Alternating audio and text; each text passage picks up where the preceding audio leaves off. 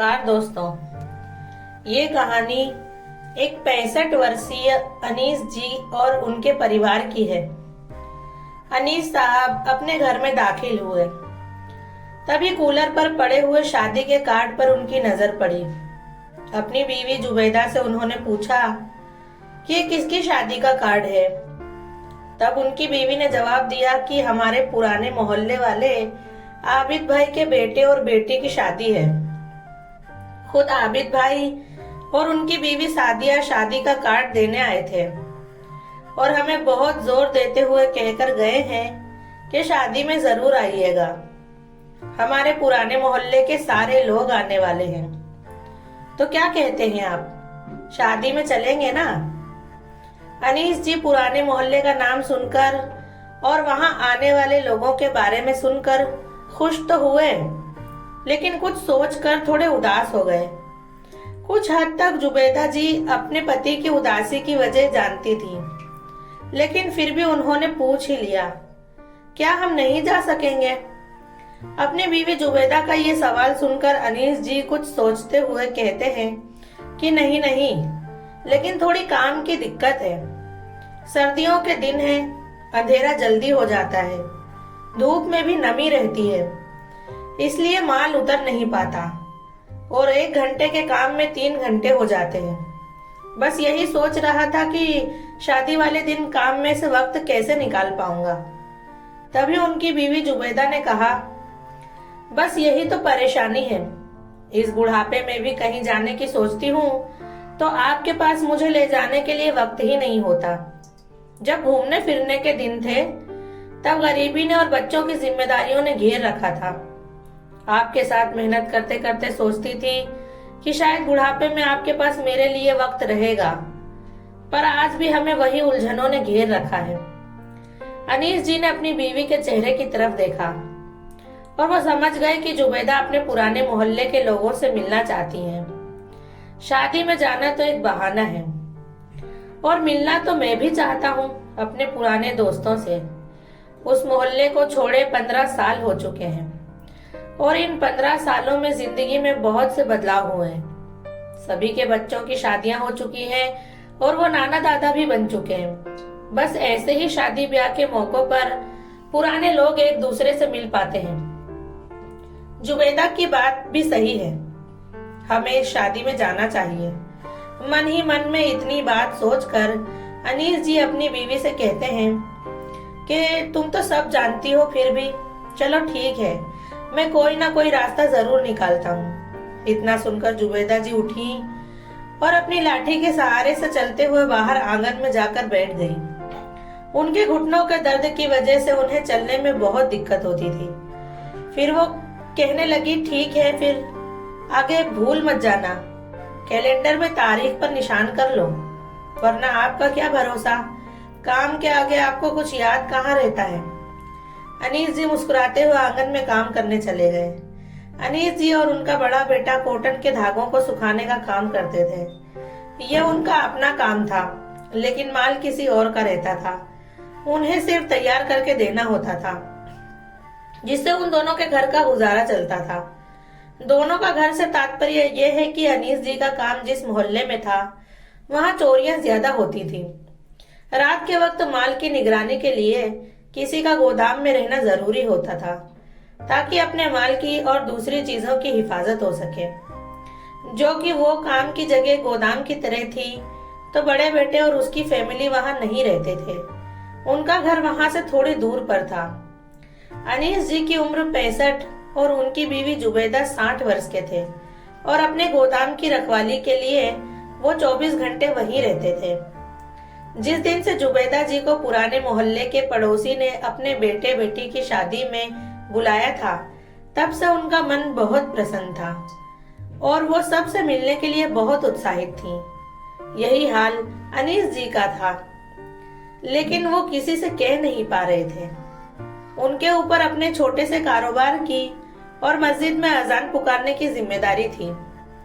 खैर, अनीस जी ने दिन गिनना शुरू कर दिया, लेकिन इत्तेफाक से वो विवाह समारोह छुट्टी वाले दिन के बदले सोमवार के रोज था। यूं तो ये छोटा सा कारोबार अनीस जी का ही था, लेकिन 2 साल पहले उन्होंने अपने बड़े बेटे को इसकी बागडोर सौंप दी थी। अनीस जी का बड़ा बेटा फारूक अनीस जी के साथ ही काम करता था।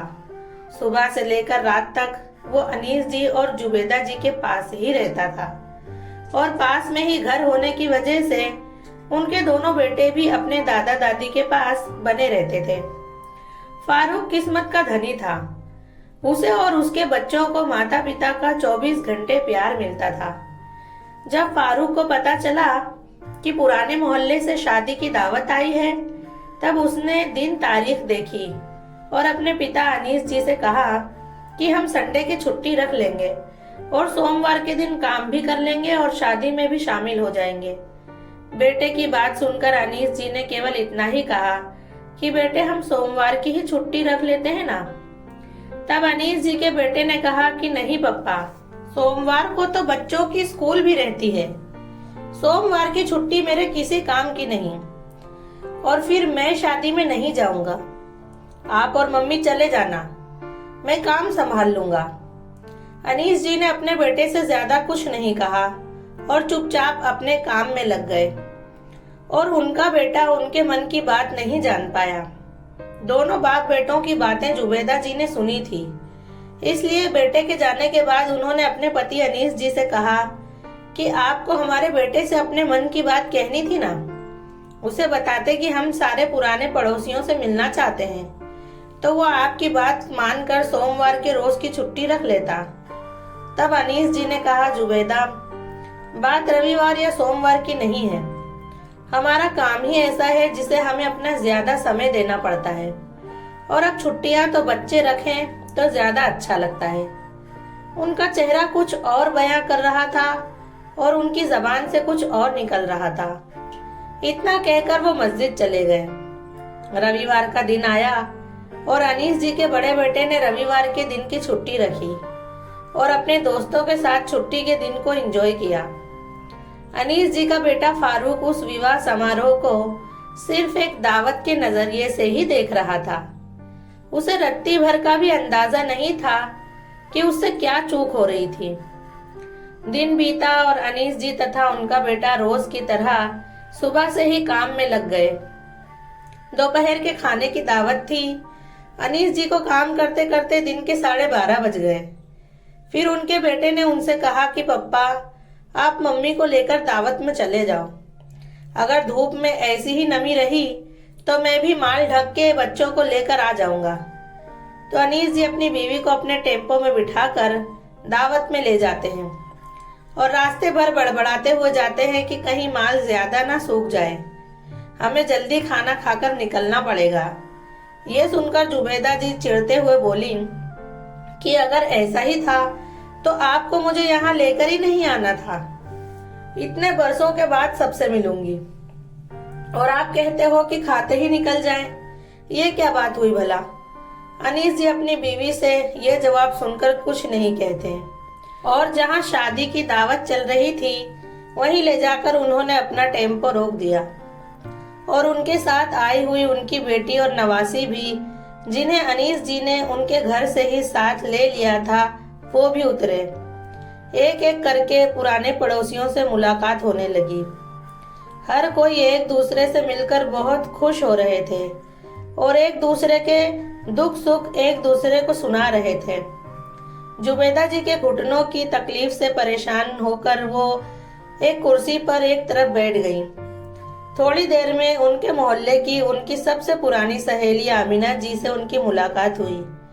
इतने सालों के बाद एक दूसरे से मिलकर उनकी आंखों में आंसू आ गए। आमिना जी ने बताया कि उनका जवान बेटा दोनों किडनी खराब हो जाने की वजह से इस दुनिया से चला गया। ये सुनते ही जुबेदा जी को बहुत बड़ा धक्का लगा। उन्हें आमिना जी के बेटे के गुजर जाने का पता नहीं चला, इस बात का बहुत अफसोस हुआ। फिर आमिना जी अपनी फैमिली के साथ खाना खाने चली गई और उधर जुबेदा जी की बेटी भी उन्हें खाना खाने के लिए बुलाने आ गई। सब खाना खाने के बाद एक दूसरे के साथ कुर्सियां लगा लगा कर बैठ गए। अनीस जी का बेटा फारूक भी अपनी फैमिली लेकर वहां आ पहुंचा और जैसे ही वो मंडप में पहुंचा तो उसने देखा कि छुट्टी का दिन न होने के बावजूद भी उसके बचपन के दोस्त वहां मौजूद थे। बचपन के वो सारे चेहरे उसे एक एक करके नजर आने लगे। फारूक ने चारों तरफ नजर दौड़ाई कि उसके पप्पा कहाँ हैं, तो सामने बैठे अनीस जी खाना खा रहे थे और उनकी नजर अपने बेटे फारूक पर पड़ी और वो तेजी से खाना खाकर उठ गए। फारूक अपने बचपन के एक दोस्त आसिफ के पास गया और उससे पूछने लगा कि क्यों भाई आसिफ, तुमने तो शादी में आने के लिए बड़ी छुट्टी रखी है। तो आसिफ ने जवाब दिया, हमारे बचपन के सभी साथी संगी इस शादी में मौजूद हैं। सारे पुराने लोगों से मुलाकात इसी शादी में तो हो सकेगी, तो फिर एक छुट्टी रखना तो बनता है ना। बस अपने दोस्त आसिफ का ये जवाब सुनते ही फारूक का माथा ठनका। उसे अपने पप्पा की उस दिन की वो बात याद आने लगी जब उसके पप्पा उससे कह रहे थे कि बेटा सोमवार की छुट्टी रख लेते हैं, लेकिन उसने अपने पप्पा को छुट्टी रखने से मना कर दिया था। फारूक का दिल अंदर से दुखी होने लगा। वो फौरन वहां से उठ खड़ा हुआ और जहां बैठकर अनीस जी खाना खा रहे थे वहां पहुंचा। देखा तो वहां अनीस जी नहीं थे और जिनके बेटे बेटी की शादी थी वो आबिद चचा उसे मिले। उसे खाना खाने को पूछा। फिर फारूक ने उनसे कहा कि आपने मेरे पप्पा को देखा है। तब आबिद चाचा ने ये कहते हैं कि वो क्या जा रहे हैं। तभी फारूक पीछे पलटकर देखता है तो उसके पप्पा अनीस जी अपनी बीवी जुबैदा का हाथ पकड़े धीरे धीरे कदमों से वहां से जा रहे होते हैं और एक बार पलटकर पीछे मुड़कर देखते हैं तो उनका बेटा फारूक अपने दिल में बहुत बड़ा पछतावा लिए पीछे खड़ा होता है, जिसे देखकर अनीस जी कहते हैं, बेटा फिक्र मत करना, मैं घर जा रहा हूँ। इतना सुनते ही फारूक की आंखों में आंसू आ जाते हैं, लेकिन वो कुछ नहीं कर पाता। अपने पप्पा को रोके भी तो कैसे। दोस्तों, हमारी आज की कहानी आपको कैसी लगी और उससे आपको क्या सीख मिलती है, कमेंट में जरूर बताएं। और साथ ही कहानी पसंद आने पर उसे लाइक, सब्सक्राइब और अपने दोस्तों में शेयर करना मत